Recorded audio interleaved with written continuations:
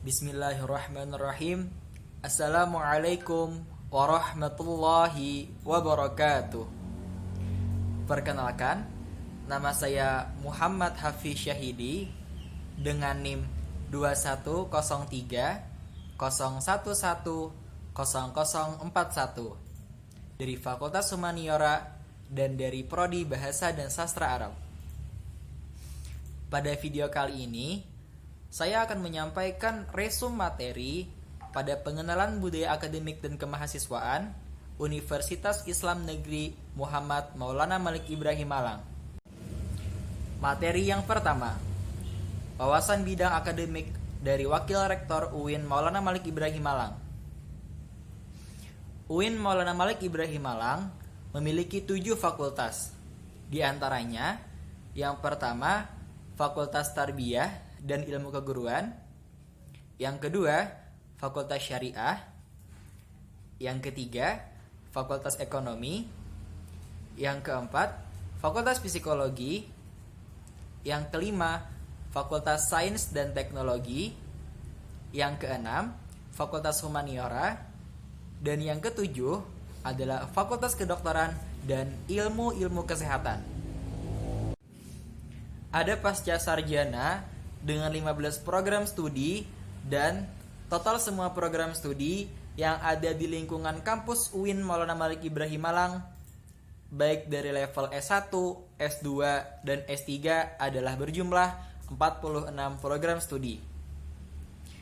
Kampus UIN Malang saat ini berada pada tahap pengakuan internasional dan reputasi internasional.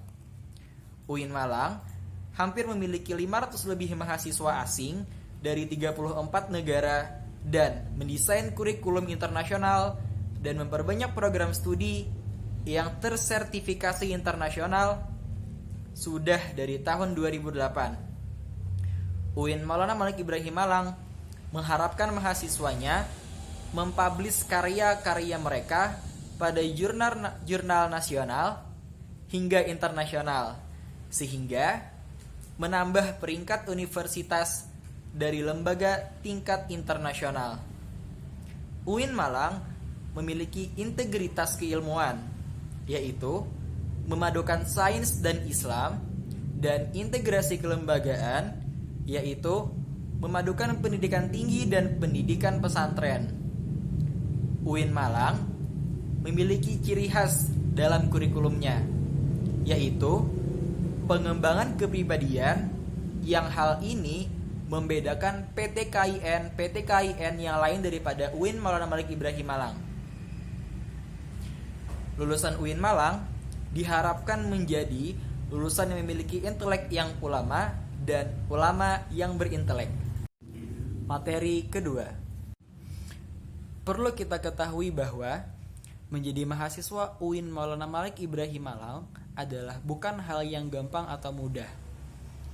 Hanya orang-orang pilihan yang telah lulus dari berbagai macam seleksi yang telah dijelaskan oleh Ibu Wakil Rektor 1 tadi yang dapat menjadi mahasiswa UIN Malang. Sebagai mahasiswa, sudah sepatutnya kita mengalami perubahan, baik dari segi pikiran dan mental. Kita harus memiliki mental spiritual untuk menjadi mahasiswa yang baik. Orang yang memiliki mental spiritual itu indikatornya ada 3:1. Yang pertama, berpikir ilmiah. Mahasiswa harus melakukan transformasi gaya berpikir dari tingkat SLTA menuju model belajar di perguruan tinggi. Berpikir ilmiah itu pada hakikatnya adalah berpikir yang dilandasi ilmu pengetahuan. Yang kedua, berpikir positif. Selalu berpikir positif. Bukan sekedar berpikir positif, tapi harus diwujudkan dalam bentuk perilaku positif. Perilaku positif sebagai mahasiswa itu indikatornya antara lain tampil dengan gaya khas mahasiswa UIN Malang, karena mahasiswa khas UIN Malang itu berbeda dengan mahasiswa perguruan tinggi umum. Mahasiswa UIN Malang harus berpenampilan sopan, berbicara sopan, dan berperilaku sopan. Untuk memfasilitasi kreativitas mahasiswa, disediakan berbagai unit kegiatan mahasiswa atau disingkat dengan UKM. Total ada 18 UKM di UIN Malang. Contohnya, Simfoni FM bagi yang berminat di bidang penyiaran. Ada resimen mahasiswa yang berminat di bidang militer. Ada unit kegiatan kepramukaan bagi yang berminat di bidang pramuka. Semuanya disediakan dalam rangka mengembangkan kreativitas mahasiswa, baik non-akademik atau akademik. Mahasiswa UIN Malang harus aktif berpartisipasi dalam kegiatan intrakampus seperti DEMA dan SEMA. Kegiatan yang diadakan oleh DEMA dan SEMA harus diikuti karena mahasiswa UIN Malang dituntut untuk mengumpulkan SKKM sebagai syarat kelulusan S1. SKKM adalah satuan kredit kegiatan mahasiswa. SKKM akan dituangkan dalam SKPI, yaitu surat keterangan pendamping ijazah. Minimal skor kegiatan intrakampus yang dikumpulkan oleh mahasiswa adalah sebanyak 250 poin. Materi ketiga. DEMA atau Dewan Eksekutif Mahasiswa ada lingkungan universitas dan fakultas, dan turunannya adalah himpunan mahasiswa jurusan dan himpunan mahasiswa prodi. Fungsi DEMA adalah sebagai pelaksana program organisasi, sebagai lembaga yang mengkoordinasikan pelaksanaan kegiatan mahasiswa. Tugas DEMA adalah melaksanakan program kerja organisasi yang disepakati oleh Senat, mengkomunikasikan kegiatan mahasiswa, dan melaksanakan koordinasi kegiatan mahasiswa. Ada beberapa kementerian yang ada di Dewan Eksekutif Mahasiswa atau DEMA, yaitu Kementerian Dalam Negeri yang akan mengkoordinir aktivitas internal dan gerak langkah eksternal, ada Kementerian Luar Negeri. Berikutnya adalah Kementerian Sosial, Hukum, dan Politik yang terkait isu-isu sosial dan hukum politik. Berikutnya adalah Kementerian Agama, adalah bentuk upaya kolaborasi dengan integrasi keilmuan ulul albab. Berikutnya adalah Kementerian Pengembangan dan Kreativitas. Dan yang terakhir adalah Kementerian Komunikasi dan Informasi.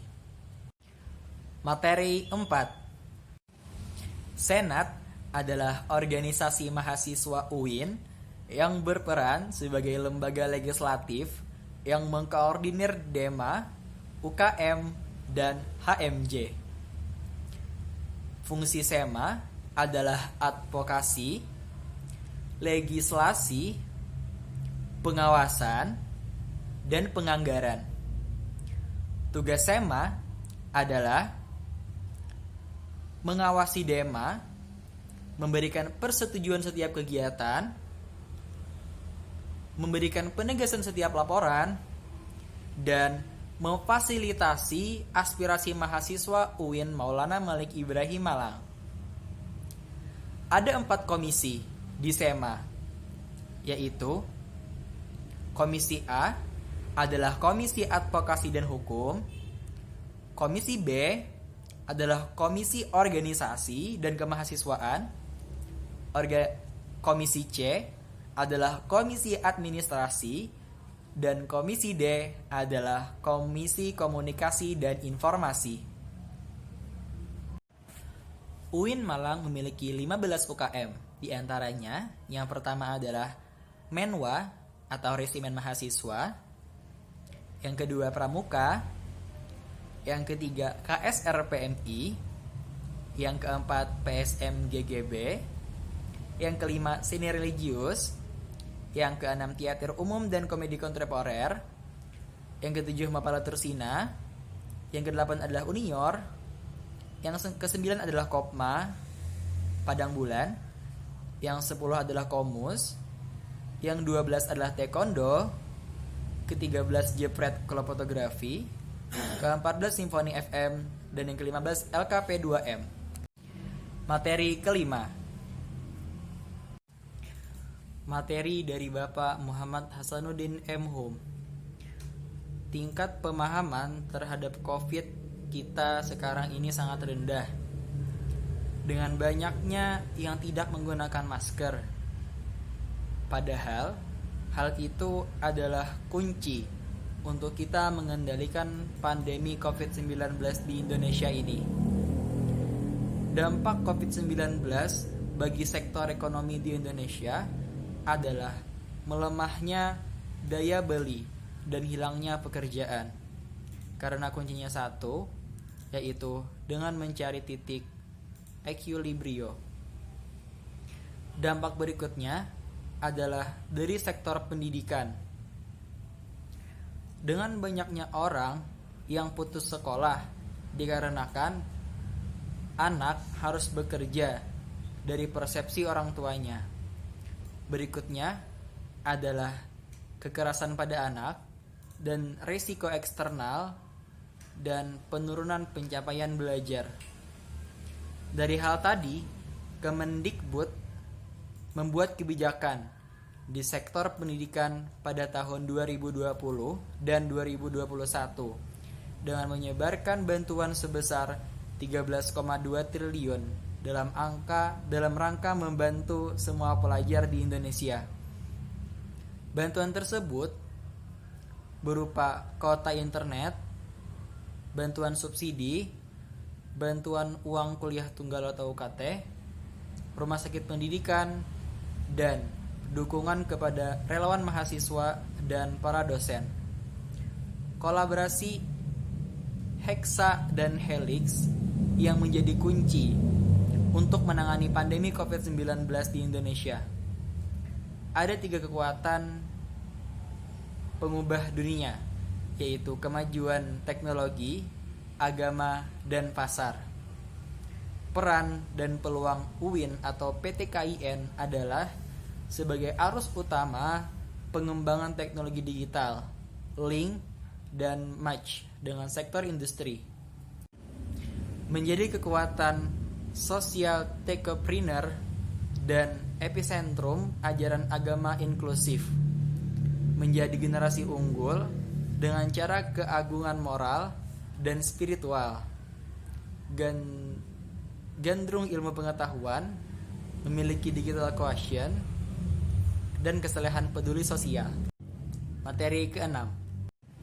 Materi keenam dari Bapak Dr. Andos Haji Basri Zain.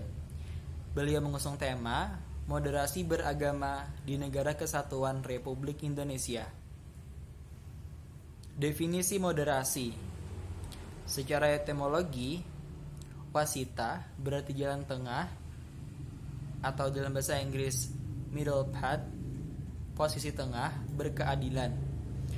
Secara terminologis adalah pemahaman atau praktek keagamaan yang menjunjung tinggi kesetaraan, keberagaman, toleransi dengan berpijak pada prinsip tawazun antara rasio atau logika.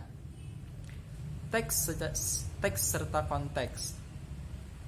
Dasar teologis Al-Quran, Surah Al-Baqarah ayat 143, beberapa hadis dalam Sahih Bukhari, legal opinion of the jurists and Muslim scholars. Dari hal itu, mengapa moderasi relevan dan urgen di Indonesia? Jawabannya adalah karena karakter Islam sebagai agama rahmatan lil alamin yang menjunjung tinggi keadaban dan harmoni inter dan antar pemeluk agama. Historis Islam di Indonesia, masuknya Islam ke Nusantara via dakwah, not war, karakter masyarakat Indonesia yang dekat dengan kesantunan dan harmoni, akar tradisi Hindu, Buddha, dan lain-lain. We are not Middle Eastern Arab, ideologi bangsa Pancasila, dan moto Bhinneka Tunggal Ika. Sekian resuman materi yang dapat saya sampaikan. Saya meminta maaf kalau ada kesalahan. Wallahul muwaffiq ila aqwamit thoriq. Wassalamualaikum warahmatullahi wabarakatuh.